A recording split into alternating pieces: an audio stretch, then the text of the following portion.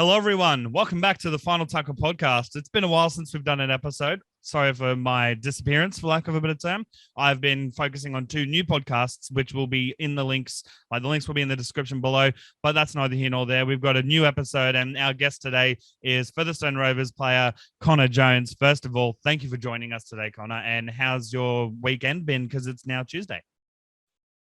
Yeah, thanks for having me. My weekend's been good. I've just come back home to Emerald for the first time in about 3 years. So, oh wow, just catching up with some old mates and some family. So, yes, really nice to be back. Yeah, no, that's good to hear. And would that have been due to COVID, like sort of stopping you from coming back over from England during the off season, or what was the go there?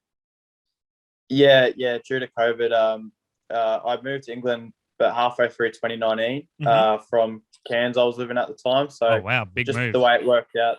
Yeah, the way it worked out, it was really kind of happened really quickly. So I didn't have a chance to actually come back to Emerald to say goodbye to everyone. So, I moved over there halfway through 2019, and I thought I'd only been there in the country for a couple of months. So I did a little bit of travel at the end of 2019. And I said I'd come home at the end of 2020, and then obviously COVID hit, and that changed my plan. So yeah, damn. So that's why I've been away for so long. Yeah, wow. And in 2019, did you sign with Featherstone Rovers, or Featherstone Rovers, or did you not have a team yet at that time over in the UK? Halfway through 2019, I signed with Featherstone. So I signed and finished the year off with them boys. So, really, really happy that I made that decision in 2019. Yeah, nice. Obviously, COVID was neither here nor there. We didn't know about it until the end of 2019, so that would have thrown a spanner in the works. But let's get down to your Emerald beginnings. You know, growing up in very country, more or less, Queensland. How did you first get exposed to the sport of rugby league as a youngster? Well, I actually started playing soccer when I was younger because mum and dad told me there was no rugby league in town. They didn't want me playing rugby league. I'd always loved rugby league, and that was always my favourite sport. What team did you follow growing up? I followed the Broncos when I was growing up, so I was a big Darren Lockyer fan. But when he retired, I started going for the Cowboys because I like Jonathan Thurston. Hey, as long as it's a Queensland team, it's all good. So I ended up finding out at school that one of the boys was playing rugby league, and I remember running back home to mum and dad and telling them that there is rugby league in town. Find out that they knew all along, but they eventually gave in when I was 9, and played for the Emerald Tigers. Wow! All up until my last year of high school, when I got to play 1 year in the senior team as well. So love my time growing up in Emerald and playing for the Tigers. Yeah, nice. And at what point during your time with the Tigers, I'm guessing sort of mid to late teens, did you realize, look, I want to try and pursue this as a job, as a career, like make it in the big leagues one day?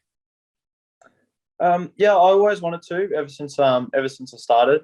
That was always my dream. Growing up, I didn't really make too many rep teams. I didn't make any of the CQ teams or anything like that. It was probably that my last year of high school when I started playing those senior games and doing well in that competition is when I started to get some interest to moving away and pursuing it. So from that last year in high school playing for the Emerald Tigers, we had a really good season. We made the grand final. Oh wow! We lost Did you to win? Claremont Bears. No, we lost to Claremont Bears by 6 points. So it was a pretty close game. That's not bad.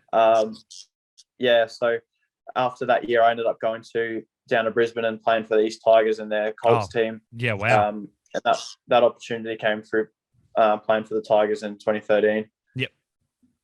Yeah, nice. And so were Emerald Tigers linked to East Tigers in general, like because of like the namesake and like sort of affiliated, or was it just so happened to be that you played for a Tigers team and then you ended up playing for Easts as well? There was an affiliation. So our Tigers president, Jay Edwards, he had some contacts from East Tigers. So he sent a couple of boys down a few years before that. Fedu Austin and Joe Taylor down to the Tigers. They did really well. I think Fedu ended up playing a few cup games as well. So that's kind of how that worked out. Jay got in contact with East Tigers and got me down there. So I've always got to say big thank you to Jay every time I see him for kind of kickstarting my career. Yeah, absolutely. And obviously, speaking of your career, you, as you just said, played for Emerald Tigers all through your juniors and a bit of your seniors. Excuse me. And then you went down to East Tigers. How did the opportunity for Featherstone come about for you? Yeah, so I had a year at East Tigers, and that was in 2014. And then from there, I went down to the Bulldogs and had 2 years in the under-20s. Okay. So I didn't play too many games in the 20s. I was kind of in and out of the team, but, it was a great couple of years. I really enjoyed my time off the field, living with a bunch of boys that didn't have any family in Sydney either. So, we were you were a makeshift family together, really sort of thing. Yeah. So, first year we were in a share house, and there was a family there looking after us. And then the year after, we went into our own house and looked after ourselves a little bit. So those 2 years were amazing, and I had a great time. And after my 2 years down at the 20s in Sydney at the Bulldogs, I moved up to Cairns to play for the Northern Pride in the Queensland Cup. And I had 2.5 years there before moving to Featherstone halfway through 2019. Okay, fan. So you got picked up or, scouted / noticed by Featherstone during your time with the Northern Pride sort of thing?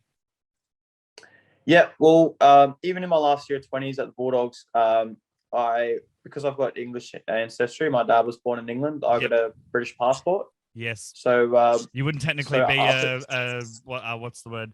You wouldn't be an international on a team's roster over in the UK. Yeah, well, I think I might be wrong, but I believe I'm considered a non-federation trained player. Okay. So I think I still count on the quota spot, but it's so easy for me to go over to England. Obviously, I don't need any visa or anything like that. Yeah, you got just a British passport sort of thing. British passport, so straight over. So, I'd been talking to a few clubs, before I ended up moving over, just kind of waiting for what I thought was the right move. I didn't want to just go over there for the sake of it. I wanted to go, to the right club. Yeah, for sure. If you don't mind me asking, which other clubs had interest in you at the time? Just a few other League One teams. I didn't really get much interest from any Championship or Super League clubs, until Featherstone showed me interest halfway through 2019. And, they were doing really well. They were in contention for the finals, and, I got a chance to play over there for 3 months and see how it goes. So, I'm really glad I took that opportunity. I also want to say, thanks to Northern Pride and Ty Williams and Tony Williamson for letting me take that opportunity. They were really good. They, they said that they were happy for me to go over and give it a crack. And if it didn't work out, they gave me their word that I'd be welcome back at the Pride. Oh, that's awesome of them, because so many youngsters, sometimes it doesn't, pan out the way they want, and they don't have a club to go back to, sort of thing. So yeah, absolutely, big ups to those two. And with Ty Williams, I'm guessing that's the former Cowboys player. What was it like to have that sort of experience as a coach, during your, for lack of a better term, impressionable young senior career starting off?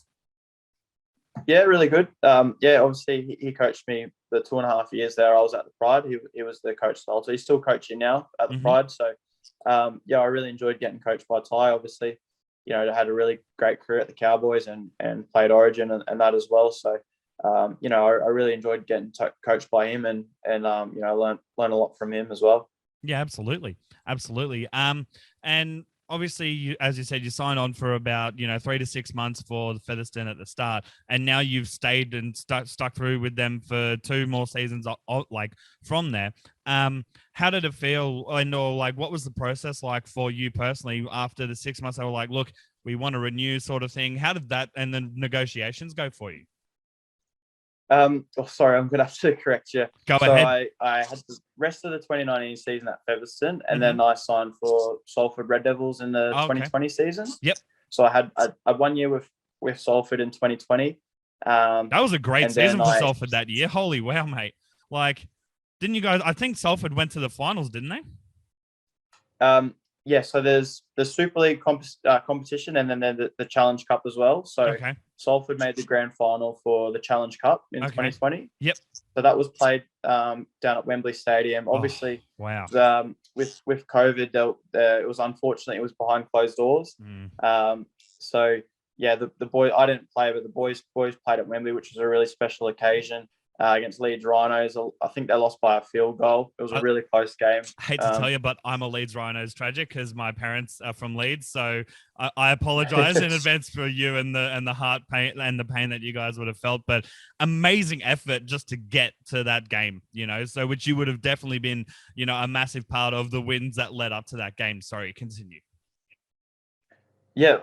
Thank you. So the boys did really well to make that final. So that was a really cool experience. I would have loved to play, obviously, but going down to Wembley and having that weekend in London and in and around the Challenge Cup final was really cool. So so I had the 2020 season with Salford, and then I re-signed with Featherstone in 2021.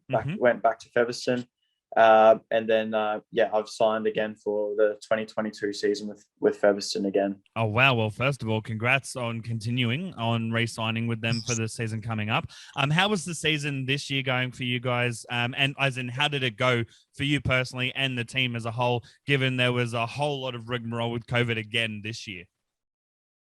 Yeah, it was. It was a pretty crazy year. Obviously, with COVID, we started the year again playing behind closed doors, but we had a really good year. We lost one game leading up to the grand final. Wow, well done.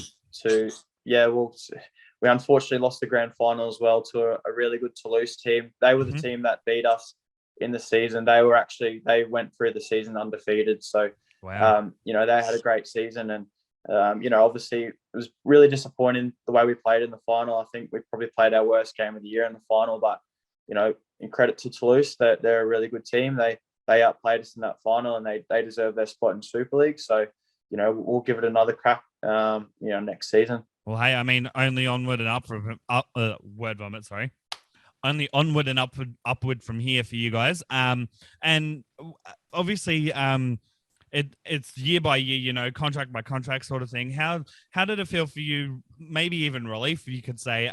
But how did it feel when Featherstone were like, we want to offer you a new contract? Because I can imagine it'd be a bit, up in the air. Like, am I going to be at the club next year? What's going on? What was it? Was it a sense of relief when the for lack of a better term, offer was tabled to you? Yeah, definitely. I'm really happy at Featherstone. I've got some really good friends at the club, and it's a really, really well-run club. And I mean, always. Sorry, go ahead. Sorry. Yeah, so I was just always pushing for promotion, and there's a lot of drive behind the scenes from the administration and obviously on the field as well. Everyone's got that same goal of trying to get promoted to Super League. So that's our main focus every year. But again, leading into next season. So to re-sign with the club, I was really happy to, and really, really grateful to have another year at Featherstone. Yeah, wow. And I mean, definitely with the push for promotion, they've signed Jesse Sene-Lafau from the Castleford Tigers, which can only improve the squad as well with depth and experience as well, because I'm sure Jesse has a wealth of experience playing. I think it was 5 years at Castleford, and before that about 6 years in the NRL. So that'll help bolster the ranks for your team to really push for promotion. And how is the off season going for you so far? Yeah, it's been a really good off season. After the final, I got to go away and do a little bit of travel, which was nice. And obviously back home now in Australia, which has been really good. So again, I've got to say thanks to Featherstone for allowing me some extra time off to come and see my family. The boys have started pre-season about 3 or 4 weeks ago now, so they're ripping in and getting stuck into training. So while it's really nice to be on back home with my family, I'm still training hard back here, and making sure that when I get back to England, I'll be ready to go for the start of the season. Yeah, like you're not playing catch up when you get back there sort of thing with fitness wise sort of thing. Yeah, just trying to stay on top of it. So, hopefully when I get back, I can just slot straight back in there. And I don't want to be at the back of the pack when all the boys have been getting stuck in for the season. So, as much as I'd love to be there training with the boys, one thing I'm not jealous about is training in the freezing cold and the mud that they are at the moment. So I can imagine. It's quite nice to train out in the sun in Emerald at the moment. It's been good. Yeah, nice. Because I mean, last year's preseason, I saw photos from Jesse's Instagram. It was snowing for days, and I'm like, nah, no thanks. So, and on that note, with Jesse coming to the club and all that sort of thing, who's the funniest teammate that you would say, you can just look at and start laughing? Oh geez, we've got a lot of funny blokes in our team. Our captain James Lockwood, I think he makes me laugh a lot, especially when he's taking the mick out of me. That cracks me up. Josh Hardcastle's pretty funny. He's always got something to say. He makes everyone laugh. Tom Holmes is a little bit of a prankster. He's quite funny as well. There's a lot in our team. There's a lot of funny boys, and I think when we're all together, with the banter and that, it makes for some good laughs. Oh, absolutely. Now this one, feel free to not answer, but who's the biggest pest of the team? Is in like someone who you'll know will just never shut up, or someone that'll be constantly mouthy during a game sort of thing that you can always rely on for a good sledge sort of thing? Probably pest at training is probably Tom Holmes. He's always good for it. Jack Bussey is another one. Probably him and John Davies in game. I'd hate to play against them. Yeah. They're always up for some chat during the game. So they're probably pests on the field, and I'd probably say Tom Holmes or maybe Dane Chisholm off the field. Yeah, fair. Chisholm's always good for a bit of a stitch up as well. So yeah, probably toss up between those four, I reckon. Yeah, nice. And obviously last year COVID hit, and it hit hard. It hit every country more or less, all this, that, the other. What was your Netflix binge during the lockdown that you guys had to endure last year? My Netflix binge. I got through a bit of documentaries. That Aaron Hernandez documentary. I really like watching that. Obviously watched. What's that Tiger show called? Tiger King season 2 dropped on November 17th. Have you watched it yet? I haven't watched season 2. No, I'll have to get onto it. So I obviously watched that when everyone was watching it. Real talk. Did Carol Baskin kill her husband? Yeah, definitely. 100%. She's dodgy, 100%. Yeah. Right, like if she didn't, then she definitely had a hand in it somehow. I think there was too many bloody coincidences going on there. So right, hard agree. She did. I mean, you can't tell me she didn't. Yeah, she's dodgy. Yeah, I didn't like her. Right. Go ahead. Cool. Yeah, Tiger King was. Have you watched Squid Game yet? Yeah, I watched that. I don't think I liked it. Yeah, it was good. I was on the edge of my seat. I wanted to watch every episode, but when it finished, I just went, is that it? I don't know if I actually enjoyed it or not. Yeah, fair. No, that's fair enough. And okay, so tangenting away from Netflix, what is your pre-game meal that like either the night before or the day of that you must have, like, sort of thing, or that you love to have? Always like having spaghetti bolognese or a carbonara the night before a game. I normally do a spaghetti bolognese because that's probably the best meal I can cook. I know it's pretty simple, but hey, no, that's my best meal too. It's a winner. Just that, and then I just have a banana about an hour and a half before the game, and that's about it. I think I normally eat the same things on game day, but those are probably my two main important meals that I like to have. Yeah, no, that's fair. Do you have a specific routine before the game other than meals? Like, do you have to put on like a certain sock a different way, or, do you have to like smack the wood or something? Or is there any sort of superstitions that you have? And if not, who has the weirdest one at Featherstone? Well, I always put my right boot on before my left one. I don't know if that's a superstition or not, but I normally always do that. I do that with my shoes anyway. But as in for my routine, it depends what time we're playing. We normally play at 3:00, so I like to get in, go for a little bit of a walk before I go to the ground, and just drink plenty of water. But as in for in our team, any superstitions, I don't think anyone really has any. I can't really think of anything.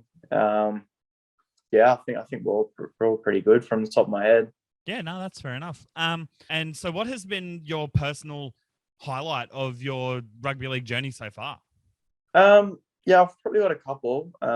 Winning the grand final in my last year of junior rugby league for the Tigers. That was really cool. Oh, that would have been amazing. So we beat Emerald Brothers in the grand final. and that was my last. Oh, is that a big rivalry between you two, sort of thing? Yeah. So in Emerald, the two junior teams, the Emerald Tigers and Emerald Brothers, in the seniors as well. Sorry, so that's always a massive rivalry. So that was really cool, beating them boys in the last game of my juniors. So that was definitely a highlight. I think another one was probably my Super League debut with Salford. We versed Toronto Wolfpack, and we ended up beating them as well. So that was a really special day for me, and a really, really cool one to get a win over Toronto, especially after they beat us in the £1 million game the year before when I was playing for Featherstone.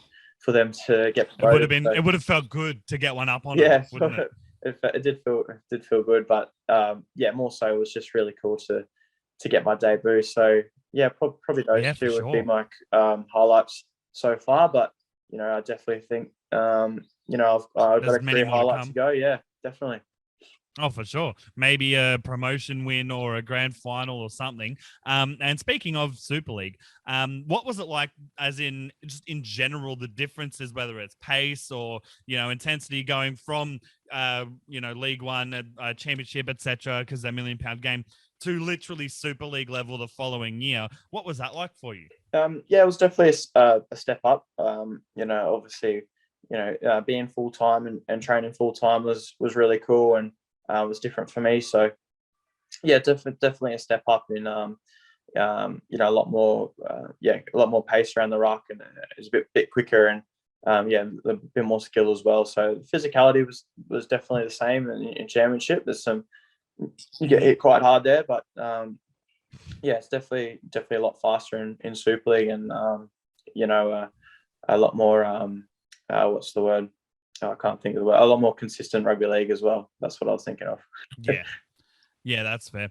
And obviously, growing up as a massive rugby league fan and NRL fan, a lot of people know that towards, when either they've won it all, been there, done it all in the NRL, they head over to Super League, or it's they may not be able to crack it in the NRL after a few years, but they go over to Super League. You and I being generally, I'm going to say more or less the same age, what was it like playing in the Super League against players and with players that you watched growing up in the NRL? It was pretty cool. In my debut, Sonny Bill Williams was playing for Toronto. So got to play against him. Goosebumps. Yeah, so I got to play against him in my debut. So that was pretty cool, because he's definitely someone that I look up to. Other than him, really, I didn't really take much notice of kind of like just individual opposition players. Like just kind of took it as it come. But I think he was the only one where I was just like, oh wow, like the Sonny Bill Williams I'm playing against, that's pretty cool. Yeah, that would have been kind of cool. Absolutely. I think that about wraps it up. So what I'll do is I'll give a bit of I'll have one last question for you, which is, what advice would you give to any youngsters who would love to, try and make it in, the big leagues one day, or even if they want to make it in Q Cup or whatever they want to do? What's your advice for them? Just make sure you're enjoying it. Just have fun. Have fun playing with your mates, and make sure you listen to your coaches and train hard. And if you wanna progress to the next level, then there's no reason why you can't do that with hard work and dedication. Yeah, absolutely. I'll just quickly stop recording there, and there.